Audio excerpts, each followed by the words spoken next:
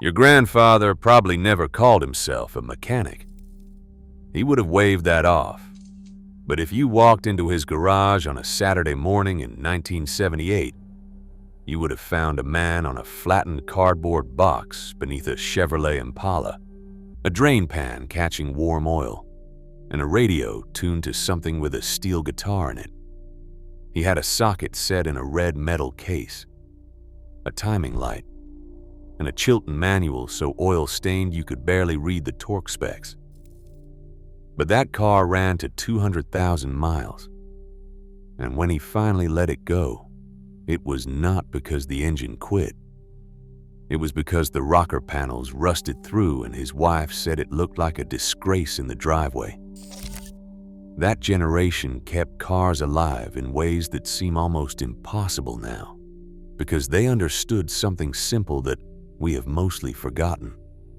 The car belonged to them, every bolt and gasket and filter, and they took care of what was theirs. To understand how that worked, you have to go back to a time when a carburetor sat on top of an intake manifold, and engines still spoke a language you could learn with your hands. Through the 1960s, the 1970s, and into the early 1980s, most American cars ran on carbureted engines. There was no computer controlling the fuel mixture, no oxygen sensor adjusting the timing. A carburetor sat on top of the intake manifold, mixing air and gasoline through a series of jets and passages that were entirely mechanical. This meant that when something felt wrong, a man could open the hood and actually see the problem. A fouled spark plug had a specific color. A misfiring cylinder had a specific sound. A vacuum leak had a specific whistle. The engine communicated through sensory clues, and the people who maintained these cars learned to read them, the way a farmer reads weather. The seasonal tune-up was the cornerstone of that relationship. Twice a year, usually in spring and fall, a man would pull into his garage or back the car onto the grass and spend a few hours replacing parts that wear out gradually. Spark plugs, ignition points, the condenser, the distributor cap and rotor, maybe the plug wires if they were cracking. None of these parts cost much. A set of spark plugs for a small block Chevrolet 5.8 might run $4 or $5. A points and condenser kit was less than that. The entire tune-up, parts included, could be done for under $20 and finished before lunch. But the real value was not the parts. It was the inspection that came with them. While replacing the plugs, he noticed the condition of the exhaust valves by reading the plug tips. While setting the point gap with a feeler gauge, he checked the distributor shaft for play. While adjusting the idle mixture screws on the carburetor, he listened for vacuum leaks and felt for rough spots in the throttle linkage. Every tune-up was a diagnostic session disguised as maintenance.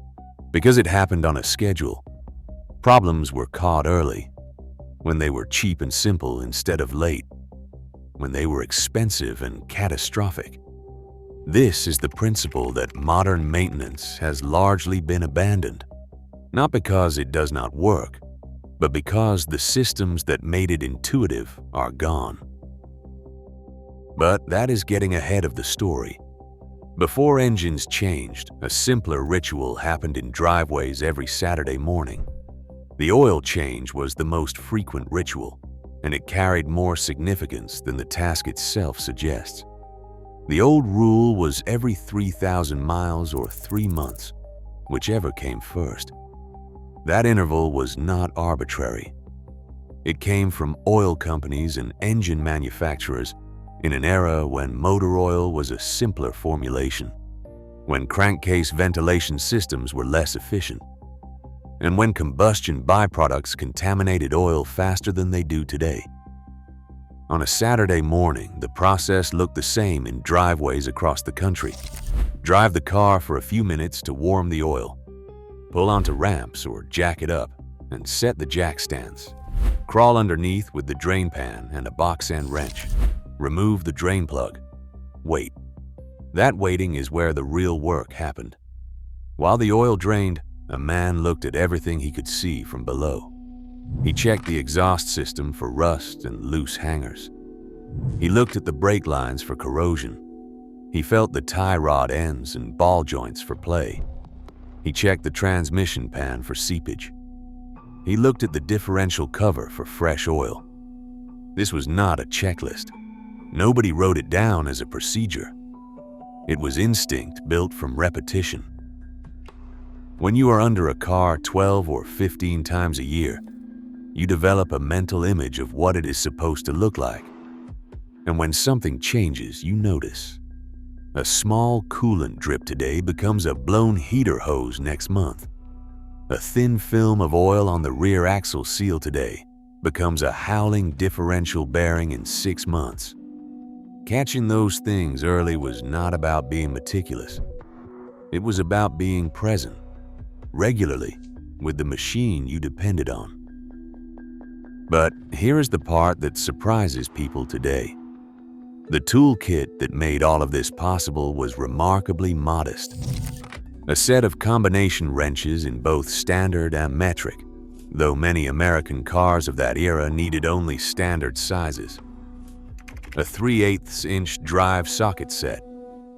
A set of screwdrivers, flat and Phillips. Pliers, both regular and needle nose. A ball peen hammer. A timing light. A feeler gauge set.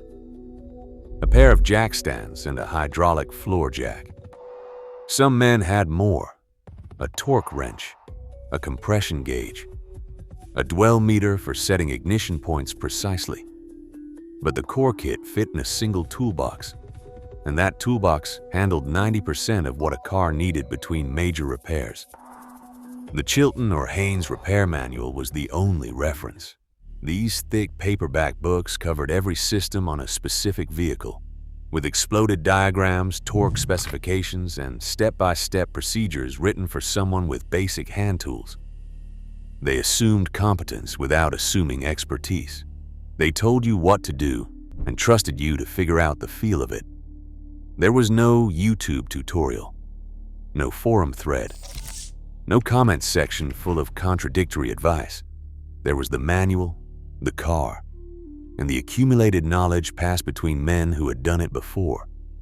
And that knowledge had a place where it lived.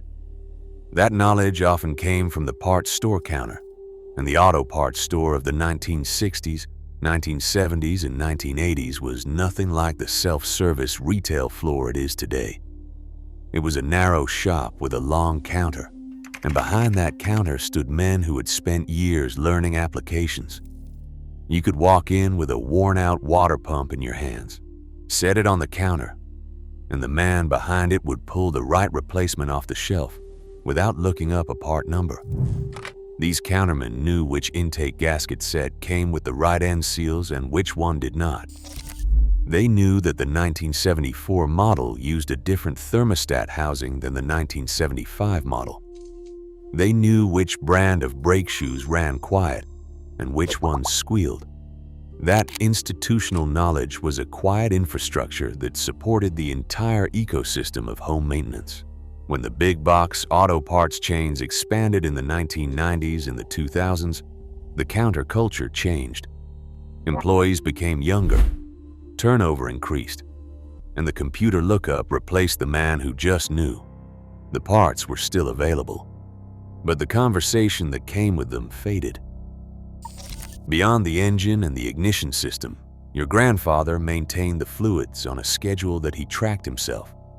A small notebook in the glove box, or sometimes a piece of masking tape on the inside of the door jamb, recorded the mileage at every oil change, every coolant flush, every transmission service. Transmission fluid was changed every 25,000 to 30,000 miles, not because the fluid looked bad, but because the additive package that protected the clutch packs and bands inside the transmission wore out over time. And waiting for symptoms meant the damage was already done. Coolant was flushed every 2 years. Brake fluid was bled when the pedals started feeling soft. Differential oil was checked at every other oil change and replaced once a year. Power steering fluid was topped off and inspected for leaks. None of it was complicated. All of it was consistent. And that consistency mattered more than any single repair ever could. That is what allowed these cars to reach 200,000 miles. Not any single act of maintenance, but the accumulation of small, regular interventions that prevented cascading failures. A fresh thermostat kept the engine at the right temperature, which kept the head gasket alive, which kept coolant out of the oil, which kept the bearings from washing out. Every part in the system protected every other part, and the man who understood that was not performing maintenance. He was practicing a kind of mechanical stewardship. There was also the matter of rust. In the northern states and anywhere roads were salted in winter, corrosion was the silent killer. A well-running engine meant nothing if the frame rotted out beneath it. Your grandfather fought this battle every fall. Before the first snowfall, the underside of the car was sprayed with a rubberized undercoating or a petroleum-based rust inhibitor. The wheel wells were coated. The rocker panels were inspected. Any chips in the paint were touched up with a small bottle of factory match paint from the dealer. In the spring, the car was washed underneath to remove the accumulated salt. Then it was waxed. Not with a machine, by hand. A tin of paste wax, a cotton rag, and a few hours on a mild afternoon. The wax was not cosmetic vanity. It was the barrier between the painted steel and the atmosphere that wanted to turn it into iron oxide. This is why some of those cars survived and others did not. Two identical vehicles, same year, same model, could have completely different fates depending on whether their owners fought the rust or ignored it. The ones that hit 200,000 miles were the ones that had been washed, waxed, and undercoated with the same regularity as they were tuned and lubed. It is worth acknowledging what made this level of care possible. These were simpler machines. A 1972 Chevrolet pickup truck had perhaps a dozen electrical connections under the hood. A modern truck might have several hundred. The older engine had no computers, no catalytic converter feedback loop, no variable valve timing, no direct injection. It made less horsepower, burned more fuel, and produced more emissions. But it could be understood by a person with patience and a manual. The steel was heavier gauge.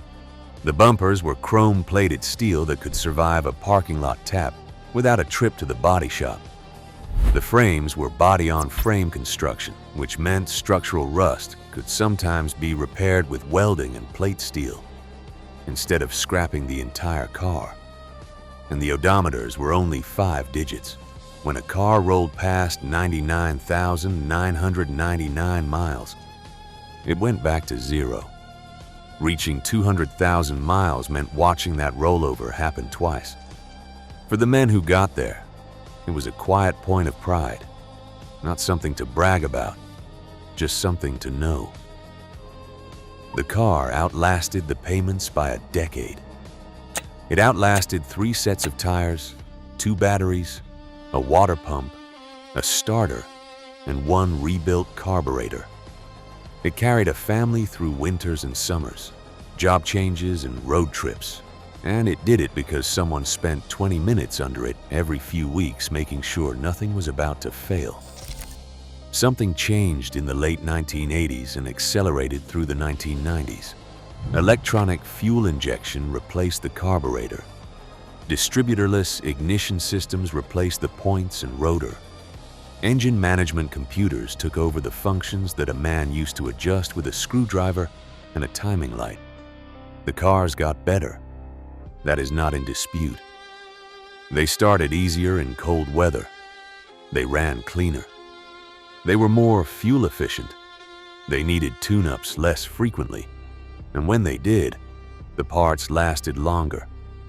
Platinum spark plugs could go 60,000 miles instead of 10,000 miles. Serpentine belts replaced multiple V-belts and lasted twice as long. But the relationship changed. The hood opened to a plastic engine cover with no visible components. The air filter was buried behind a resonator box. The spark plugs on some V6 engines required removing the intake manifold to access. What used to take a Saturday morning now required specialized tools, a diagnostic scanner, and sometimes a laptop with proprietary software. Maintenance did not disappear. It moved behind a wall. Oil changes became something done at a quick lube shop by a teenager with an air gun. Brake jobs became something scheduled at the dealership. The fluid checks, the visual inspections, the hands-on familiarity with the machine, all of it migrated from the driveway to the service bay, and the maintenance log moved from a handwritten notebook in the glove box to a notification on a dashboard screen that tells you when the computer thinks it is time. There is nothing wrong with that. Cars today are more reliable, safer, and longer lasting than anything your grandfather drove. A modern vehicle can reach 200,000 miles with nothing more than oil changes and tire rotations, something that would have been unthinkable in 1975. But something was lost in the transaction, and it was not mechanical reliability. It was something harder to name, something you could feel standing in an empty garage with a clean concrete floor where a grease stain used to be. It was the knowledge of what you owned, the confidence that came from understanding how the thing worked, what it needed, and what it sounded like when something was about to go wrong.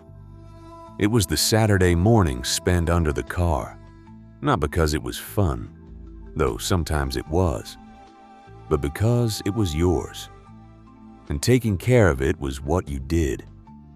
Your grandfather did not maintain his car for 200,000 miles because he was a mechanic. He maintained it because the alternative was paying someone else to do something he was capable of doing himself. And for a generation of men who had been through lean times, who understood that money was a tool and not a convenience, that was not really a choice at all. The socket set is still in the garage. The Chilton manual is on the shelf behind the paint cans. The creeper is hanging on the wall. The vinyl cracked, but the wheels still rolling. The car is gone. But the idea that you should understand the things you depend on and take care of them with your own hands and be present enough to notice when something small is about to become something big. That idea is not gone. It is just waiting for someone to pick it back up. If you want to see more like this, click the video on screen now.